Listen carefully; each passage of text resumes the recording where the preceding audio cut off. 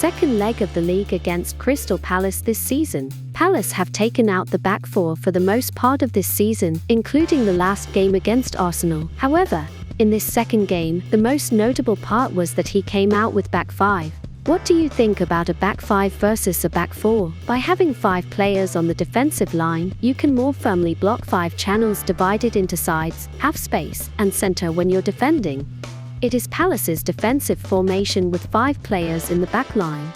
Havertz's attack on half space, one of Arsenal's main attacking routes, is clearly marked by the presence of the right center back. So what's the downside of increasing the number on the back line like this? That's how much the front line decreases. Palace, with 3 tops in front, had only 2 central midfielders. The point here is that Palace have put forward pressure on Arsenal's rear line when defending in this match. This will free Arsenal's left and right Meslier, Odegaard and Havertz in the pocket space between Palace's defensive midline. One of Arsenal's rear build-up scenes. What are Palace's 2 central midfield positions like here? They're moving forward and putting pressure on Arsenal's middle line. That's how the defensive mid-space is secured, and Odegaard is free. Palace, of course, have been prepared for this kind of structure, the side centre-backs pressuring the freeman in the channel where each is located. Palace's forward pressure situation. Odegaard is free because both midfielders have advanced high. I see a player rushing to prevent him. It was the left centre-back. The centre-back even came up to the opponent's penalty box. To put it simply, the centre-back's advance covers the numerical inferiority of the midfield, which has been lacking due to the back five. That's what Arsenal were aiming for. When the opposing side's centre-backs come out to stop the freeman, there is a momentary gap between the defensive lines, where they put a through pass aimed at the back space. It was a tactic that could take advantage of the forward pass ability of the rear players, including Zinchenko, who returned from injury. During Arsenal's build-up, Zinchenko looks forward and holds the ball. Again, both opposition midfielders advanced to press Arsenal's middle line, with Odegaard and Havertz located in the pocket space that looked like that.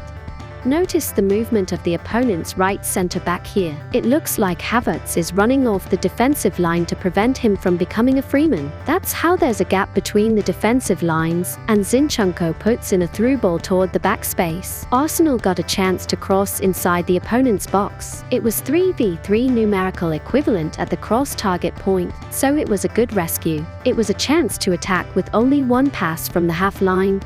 As expected, it's the same structure. The centre-back is forward and marks to stop Freeman Odegaard.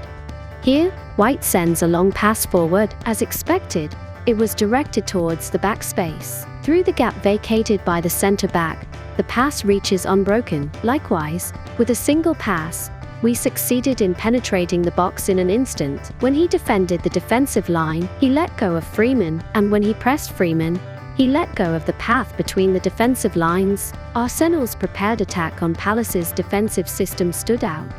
Arsenal, who still showed the strong side of set piece with 2 goals from corner kicks. But there was another impressive thing besides the set piece. It was counterattack.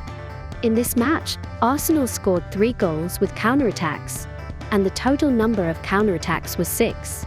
The record is interesting because Arsenal have attempted a total of 14 counterattacks this season, including this one, almost half of them in this one. In this video, among the many counterattack situations of Arsenal, we will deal with the counterattack situation after corner kick defense. In a corner kick situation, defensive team Arsenal put all their players in the defense in the box, while attacking team Palace left only 1 at the back. The difference between the 2 teams in this structure was when Arsenal blocked a corner kick attack and regained possession of the ball. Shall we analyze it from the game scene? All the Arsenal players are in the box, and Palace have 9 players in the attack except for the goalkeeper and 1 in the back standby. Then there's the Arsenal players, who are running fast forward after Raya catches a corner, and Raya supports with a long kick. What's the situation at the back? 3v2 on the right, a whopping numerical advantage for Arsenal. That means while Arsenal had 3 men running out in full defense, Palace had only 1 back in defense, -1 who was on standby at the back.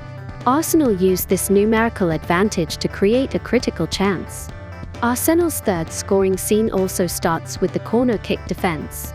As in the previous scene, Arsenal have all-out defense and Palace have 9 attacking players. As soon as Raya catches the ball, they're also the Arsenal players running straight to the front. Arsenal to get a counter-attack chance with Raya's quick support. Palace's return to defense is slower again this time. Unlike the previous scene, it's not numerical superiority, it's numerical equal, but it's still advantageous in terms of offense. Jesus with the ball and Trossard moving away. What to do with the defender blocking Trossard here? He have a colleague blocking Jesus. Should he follow Trossard and mark it as it is? Then it becomes difficult to cover when Jesus wins 1v1 with his colleagues. However, to help his colleagues and defend the Jesus cooperative defense, Trossard is free. It's one of the reasons why numerical equality is disadvantageous for defense. In the end, a defender who couldn't do anything and was placed in between. Arsenal's third goal is made through a wonderful pass by Jesus to take advantage of this gap. The counter-attack process using faster attack participation than the opponent's return to defense stood out in this game. This was also made after the corner kick defense, so should I watch it as part of the set piece? It was Arsenal who bounced back nicely one way or the other.